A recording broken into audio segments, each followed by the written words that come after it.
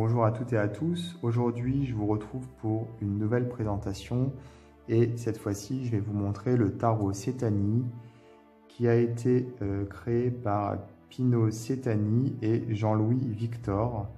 C'est un jeu qui n'est plus édité, qui est devenu très rare. C'est un coffret en fait qui est paru chez AGM, donc AG Müller. Pino Setani a employé son pouvoir créateur pour traduire dans le langage de la photographie les dimensions symboliques et psychologiques du tarot. Jean-Louis Victor décrit dans le livre 6 juin la façon de tirer les cartes du tarot Setani. D'une façon vivante et concrète, il en explique les symboles. Et c'est écrit aussi en italien puisque c'est un coffret multilingue français-italien. Alors on a un petit fourreau, voilà, comme ceci. Nous avons ici le livre, donc en français et en italien. Et nous avons ici les cartes.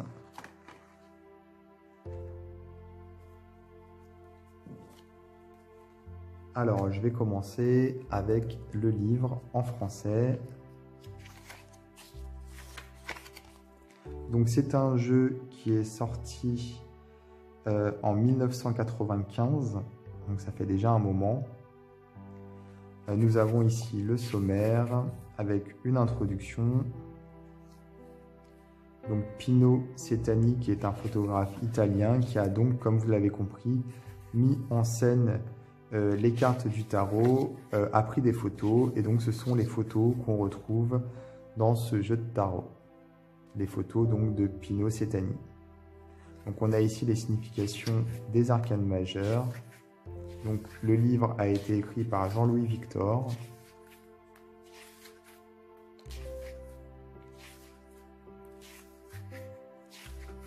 Puis ici les arcanes mineures. Alors on a juste pour chaque série de cartes un texte qui explique à quoi correspond les mineurs en question, c'est-à-dire on a juste un texte par élément, quoi, par série. Puis nous avons les figures. Là par contre pour chaque figure nous avons un petit texte. C'est dommage de ne pas avoir mis au moins les significations en numérologie pour les mineurs. Ici on a quand même heureusement un mot-clé par mineur, même pour celles qui ne sont pas des personnages. Puis nous avons des méthodes. Nous avons la méthode qui est appelée la méthode avec les 22 arcanes majeures seulement. Et ensuite une méthode pour les 78 cartes. Donc il y a deux méthodes.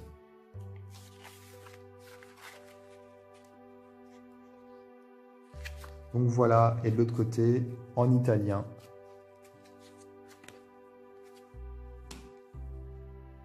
Alors les cartes, comme vous pouvez le voir, elles sont très grandes. Ce sont vraiment de grandes cartes. Elles sont très belles au niveau des couleurs. Elles ont un fond qui est un peu doré, avec quelques reflets dorés. Je ne sais pas si vous voyez à la vidéo, c'est plutôt sympa. Le dos, le voici. Il est doré également. On retrouve ici les 4 couleurs des 4 éléments. Et donc ce sont des personnages qui ont été mis en scène par le photographe dans la position du tarot.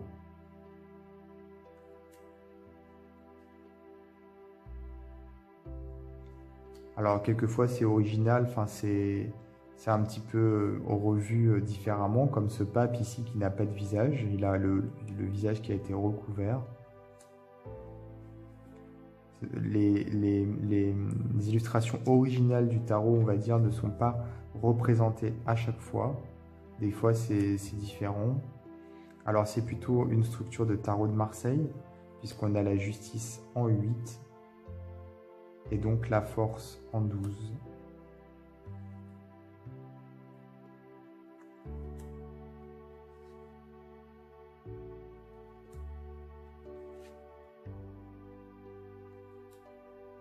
La carte de la mort, je la trouve très belle.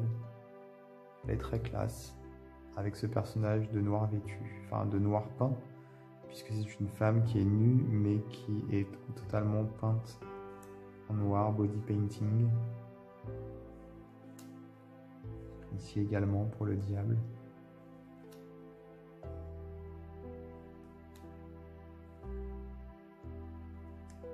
La lune qui montre une femme enceinte. C'est plutôt bien trouvé. Le soleil.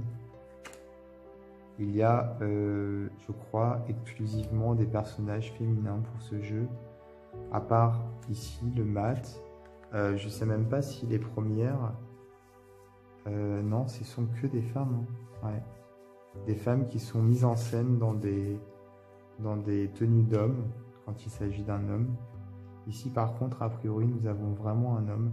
Peut-être que c'est le photographe, puisque j'ai l'impression que c'est le seul homme.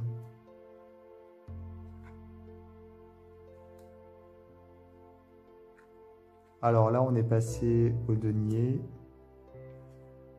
Ça m'intrigue, hein. Je vais regarder si ils le disent ici. J'avais pas fait attention.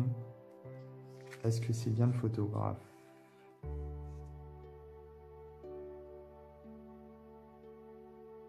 Mais ils n'en parlent pas. Mais bon, ça me semble bizarre qu'il n'y ait aucun homme à part pour celle-ci. Ensuite, nous avons ici les cartes des personnages, donc les bâtons.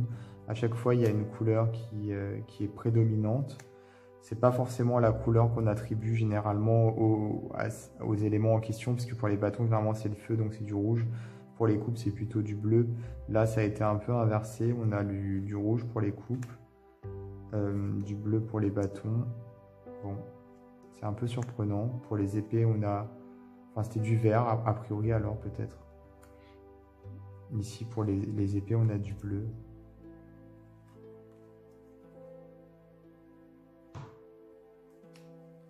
Et ici, nous avons les mineurs.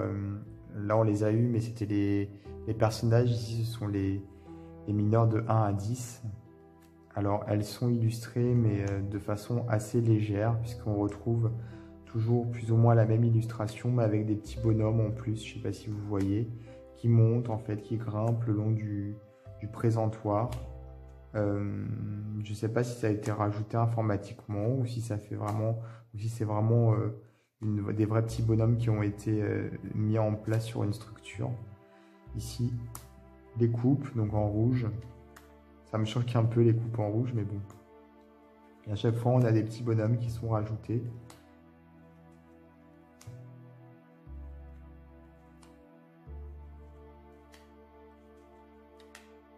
Les épées.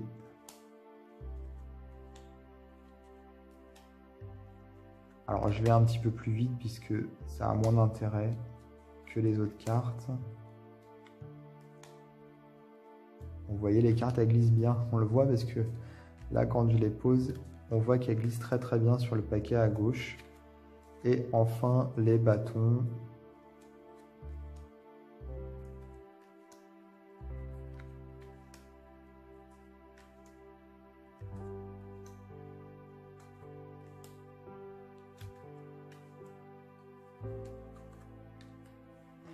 Et il y a 2 cartes supplémentaires vierges qu'on peut utiliser si par exemple on perd une carte.